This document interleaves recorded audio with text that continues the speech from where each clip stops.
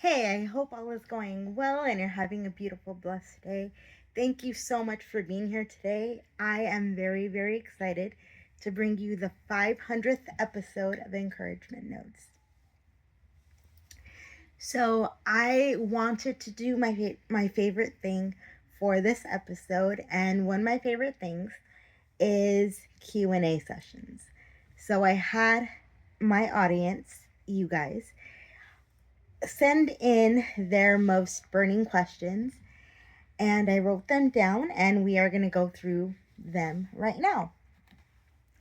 And at the tail end of this episode, after I get through the questions, I'll tell you about a little bit about myself and why I started the show.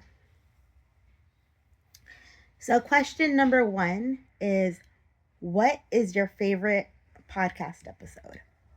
Okay, so that is a toss up between an episode called I'm a Little Bit of Ali Stroker and a Little Bit of Judy Heumann, because I talk about my performance, my love for performance and my love for advocacy in high school and how it's flourished throughout the years. And it's also a tie with an episode called Seasons of Love, What It Did in High School, or I think that's what it's called. But it is one of my first episodes, and what I talk about is how the song Seasons of Love from Rent changed the dynamics within our high school choir. I was in concert choir when I was in high school, and that song brought us really, really close together. And I didn't know how much we would lean into that song and make it a signature song of 1998. We learned it my sophomore year of high school, because right after Jonathan Larson died in 1996, who was the composer of Rent, the sheet music for that song came out and was distributed to high schools. And I remember the day so clearly that my high school choir director, Mr. Bockelman, passed out the sheet music. And then after he passed out the sheet music, he went back to his seat and he said, I need to tell you a story. And the story that he told us was the story of Jonathan Larson and how he passed away. And that broke us. We walked out of the choir room differently than we walked into the choir room. But we took a hold of that song as a group, and we just made it our theme song, and it just brought us so much closer together and made us all best friends. We hung out even though like we weren't in class, and we made time to find each other, a lot of us. And that also made our high school choir trip for a competition, the only competition we ever did in San Diego, so much more sweet, because again, we performed that song in the competition, and we just were so connected and felt so close together. So those are my two favorite episodes. I will look them up and put them in my socials when I'm finished hanging with you guys. But question number 2 is, what has doing your podcast taught you?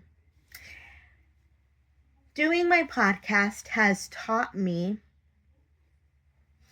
that 1, my voice matters. 2, recently it has taught me how to take pride in my disabled body. I added the element of sharing my disability story when I was comfortable in my body, because there was a long time where I wasn't, and I actually walked away from my advocacy part of my life for a very, very long time. And that very, very long time was a period of 20 years. And so when I finally got comfortable within the community again, I wanted to share my highs and lows and my opinions about how disability was being seen and how I wanted to be a voice to change the things that need changing, and how I wanted to add to the things that needed an addition, or that can use an addition. So that is how I've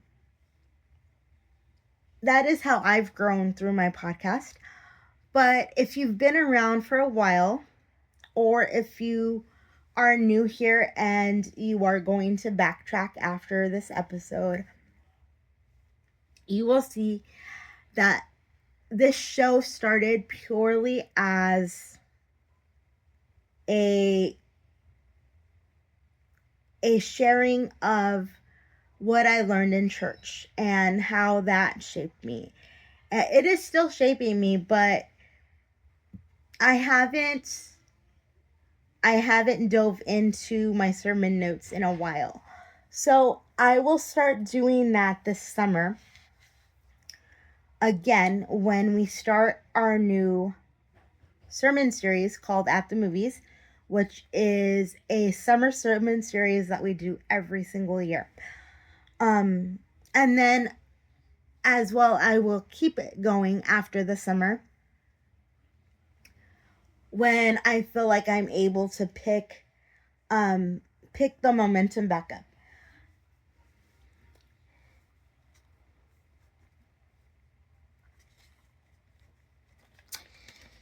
Let's see.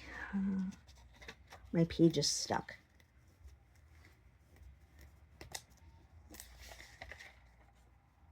Okay.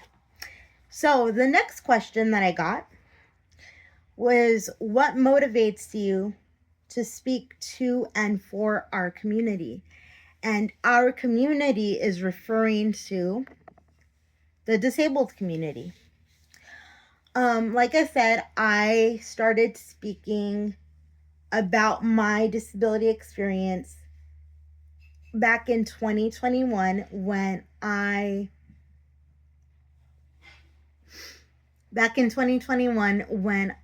really felt comfortable with going through or being part of the disability community. And what motivates me to speak to my disability community, and I hope that I'm not speaking so much for it, but I understand where this person is coming from, because there are so many things that people that are non-disabled need to learn about disabled people. And on those occasions, I feel that sometimes I need to be a voice that speaks for them in that sense. But I hope that in speaking for my community, that I am not overstepping or offending anybody. And I want to make it clear that everybody's disability experience is different. There are many things that we go through that are exactly the same. But again, I have to say everybody's disability experience is different. So if I am speaking for our community, I hope that it is not taken in the wrong way and that I'm treating it with grace. But what motivates me to speak to my disability community is the fact that growing up, I never saw older people with disabilities, and I don't mean old people. I mean older people, as in older than me. Actually out living a life and doing all these things. Although I know that they were around, but I wasn't like smack dab in everything disability at the time. Yes, I did play Challenger baseball when I was a kid, which is part of the Little League system. And Challenger baseball is still around, and it is something that is very, very awesome.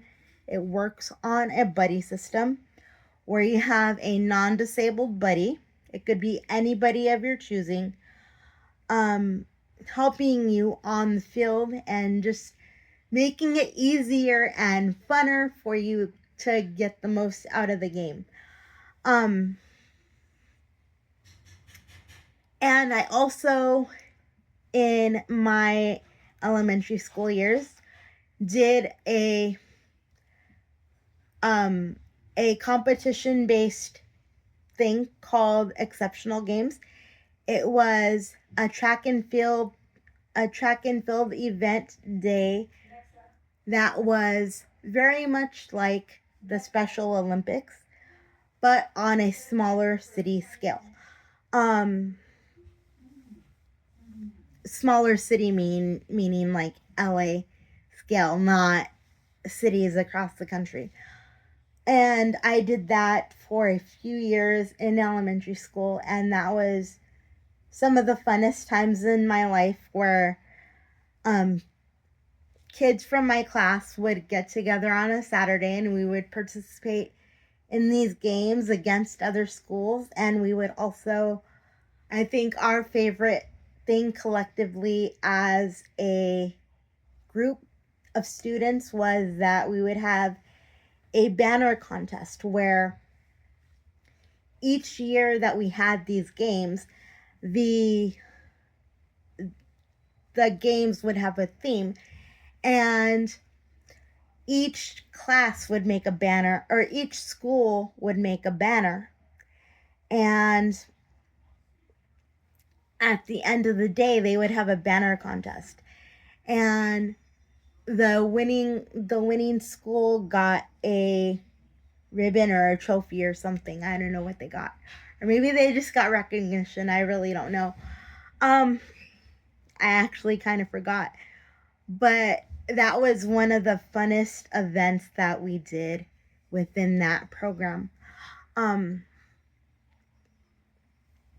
But what motivates me to speak again to the community is that I want kids that are younger than me and people that are older than me to know that there is life within this existence. I think it's a widely held still, even though we are in 2026. It's a widely held belief that a lot of people with disabilities do not have a good quality of life, and that is changing, but we still have a lot of work to do, even though as we speak work is being done. And I'm so proud of the work that's being done, and I'm proud to be one of the people that is doing that work. And I will say, speaking from the deepest part of my heart right now, that I do consider a lot of people, especially women, but you guys, the guys are my brothers too, but there is a real dynamic of sisterhood in this community. And I just enjoy being a big sister to those who are younger than me. And I hope that I have been doing a good job of being an example of what this life could look like. So that's what motivates me to speak to and for our community. And on the note of speaking to our community, I would love the opportunity to take this message even wider and go to different hospitals and different churches and different events to be able to do this, to be able to speak about my experience and let people know, especially maybe parents, families, and kids that are younger than I, or teens that are younger than I, know that there is life within this body, this disability. And you don't have to let the opinions of people that don't know what your life is like define your life. And so, on that note, somebody asked me, what would you tell your younger self? And I actually think about this question a lot because I have a little sister who, not my biological little sister, but my community little sister, who is 9 years old, and she is a firecracker. She is just so spunky and so bright in her personality. And she has this zest for life that I once had and I'm getting back, but I think for a time I've lost it. Or I had lost it. But I am getting that back, and I'm getting most of it from her, because every time she walks into a space, every time she rolls into a space, it just brightens up the whole space and people just stop. And she's so confident in who she is, and she doesn't care about opinions yet. And I want to keep it that way, but I know that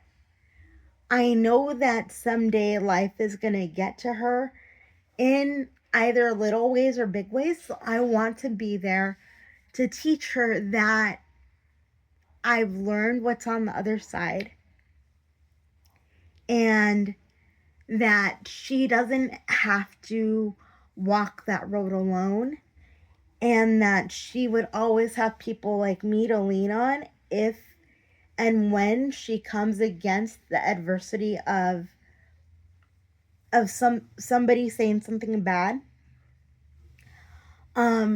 She's one of the people that I really just want to lean into and take care of. She is genuinely like my little sister, even though we are not related. And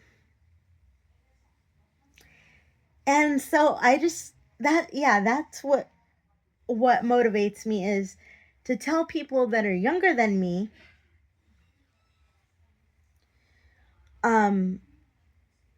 that there is life on the other side.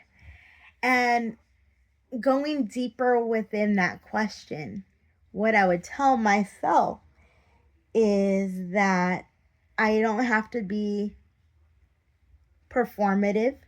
There was once a time where I felt like, oh no, if they see me not walking, excuse me, excuse me, if they see me not walking, then they'll think I'm weak and ugly.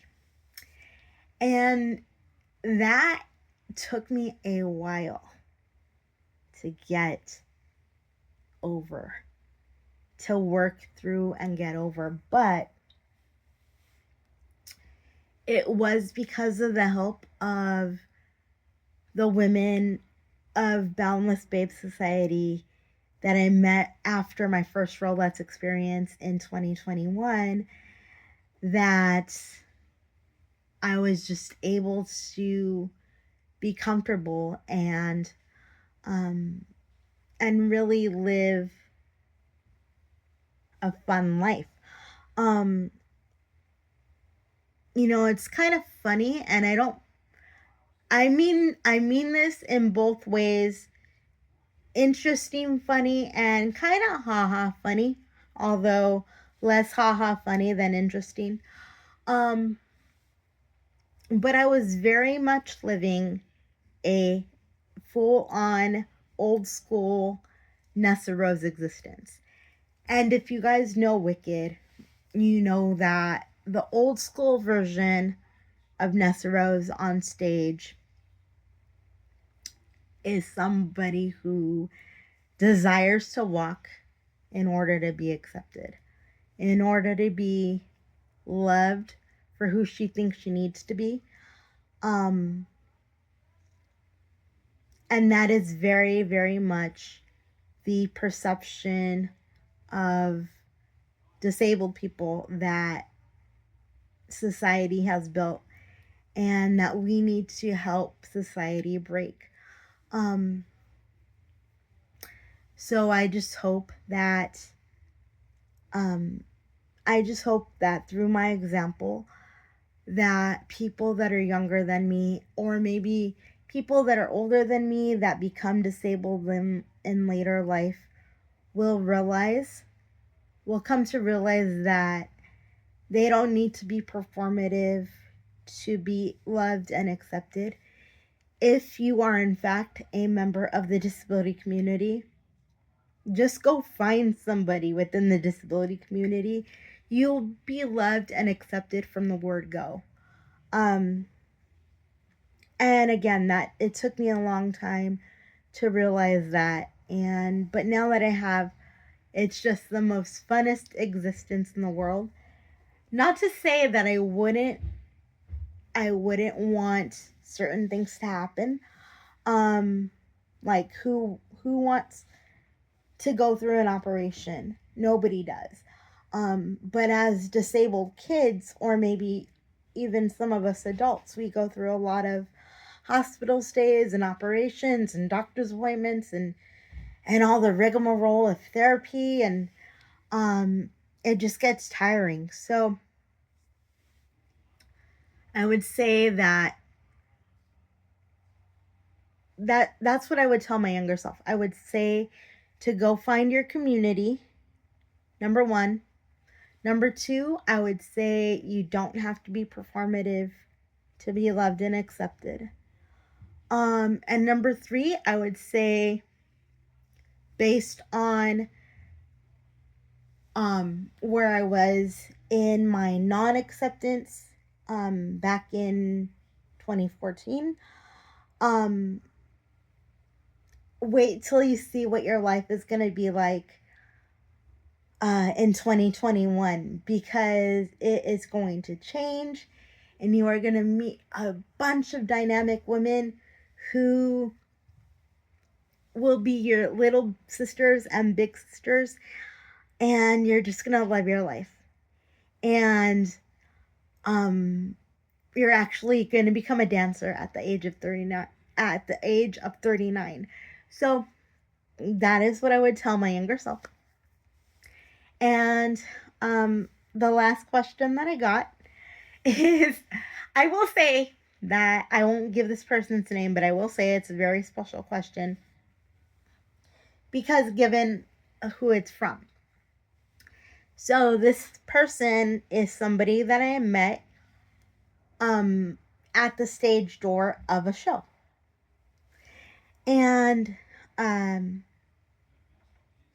he has since become a friend, a follower, and an influence on my life. He and his wife have become friends and followers and a total influence on my life in terms of cheering me on through my dance journey. And this person who asked this question knows who I was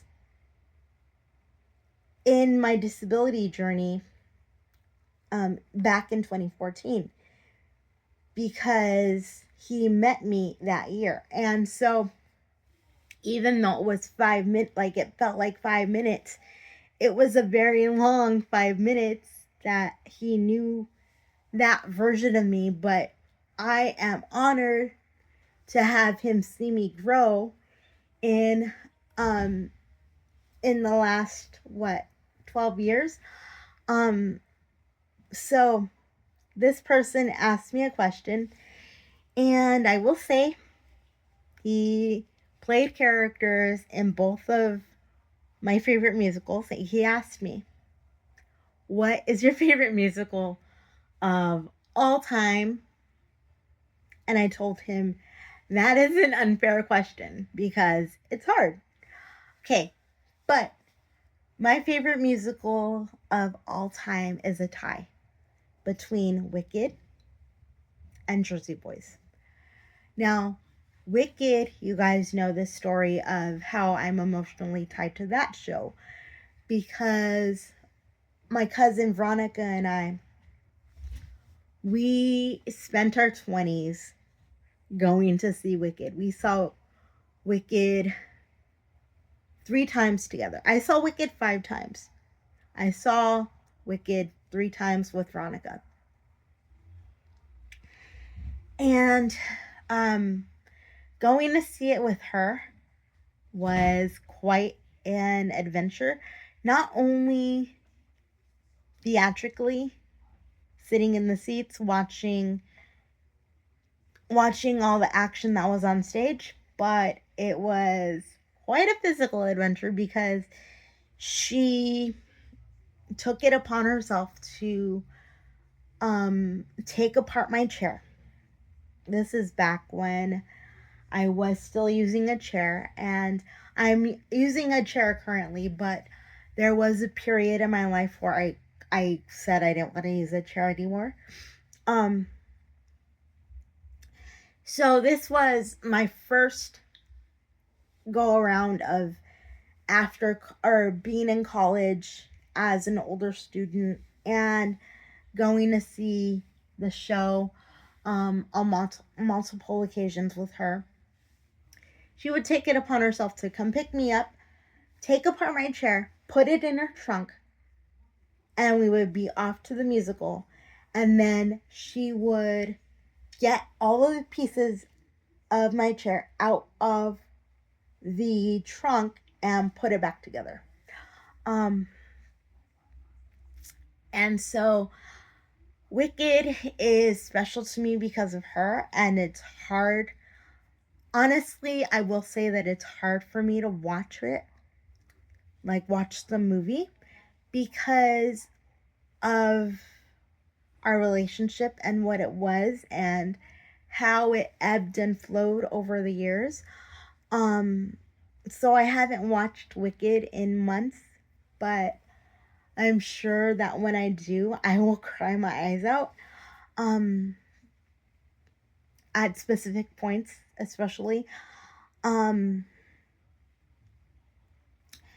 But I love Wicked for the themes that it has, and I think that show has so much more growth potential in including people with disabilities. I am so proud to say that Jenna Bainbridge is the first Nessa Rose who is authentically a member of our disability community on stage. And Marissa Bodie did such an amazing job as Nessa, advocating for the changes that needed to be made in the script. If you go and watch the movie and you are a fan of the musical and you've seen the musical,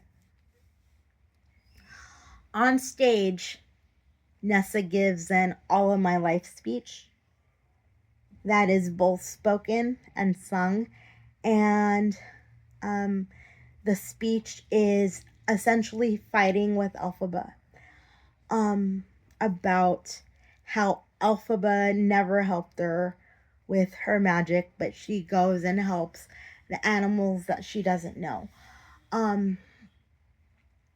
But in the movie, the All of My Life speech is not there. Why? Because Marissa Bodie advocated for a script change. She advocated for us to be seen as people that love our lives and don't necessarily want to change. Yes, like I said, parts of this life can be hard, but parts of this life, if you do it right and you find community, can be so, so freaking awesome. So I am thrilled with the advocacy that Marissa put into the role, and I am thrilled with the advocacy that Jenna is putting into the role, saying that Jenna's point of view is that people that are non-disabled should not be playing disabled characters. So hopefully, prayerfully, Wicked will continue this legacy of making Wicked accessible to the disability community on stage. And hopefully, prayerfully, Nessa will be continued to be played by a member of our community. And they won't go back to the status quo of what it was before they learned that we as the disability community have the right to tell our own story. So Wicked is one of my favorite musicals of all time. And the other one is, of course, Jersey Boys. I saw Jersey Boys 3 times, and I met John Lloyd Young at the same time or within the same time frame of seeing Jersey Boys. Now, I saw the cast of Jersey Boys that I saw was tour number 2, national tour number 2, and this cast was just phenomenal, and I follow most of them. I think I follow all of them. Yeah, I follow all of them on Instagram, and even to this day, I'm just like looking and seeing what they're doing. And the friend that asked me what my favorite musical of all time is actually played Tommy DeVito in Jersey Boys, and he played Fiyero in Wicked during my college years. But I'm not sure if we met during my college years, but I am very, very, very, very, very certain that we met at Jersey Boys. Why? Because that's when we started following each other. So that is my favorite musical. And I also, going back to the disability theme, I want to see characters within that show be played by disabled actors as well. And one badass character that I feel that could be played very, very well in that show is Mary Delgado. And actually, I know a woman who could pull her off if she wanted to, and if an audition went to her little piece of New Jersey, I know that this woman could pull it off. But that is my 2 favorite musicals, and I just wanted to say again, thank you guys for following me for now 500 episodes. I love you guys, and I don't intend on this being my last episode. Actually, after this episode, I am going to upload a little clip, or I think it's like a minute and a half long, of an RE tip that I have for you guys, you ladies that are going to RE, because you need to know the ins and outs, or some of the ins and outs anyway, of what going to RE is going to be like and what you're going to need to do to get the best out of it, because you're going to need to take care of yourself. But also, I wanted to end this podcast by saying that in addition to continuing this podcast, my biggest dream is to take my story across LA and speak at hospitals and churches, and that has just always been my dream, and I want to influence people on a in-person level. Not necessarily one-to-one. I mean, I will do one-to-one, but I'm speaking in terms of being a public speaker, that I want to let people know that, again, there is life on what you think is a tragedy.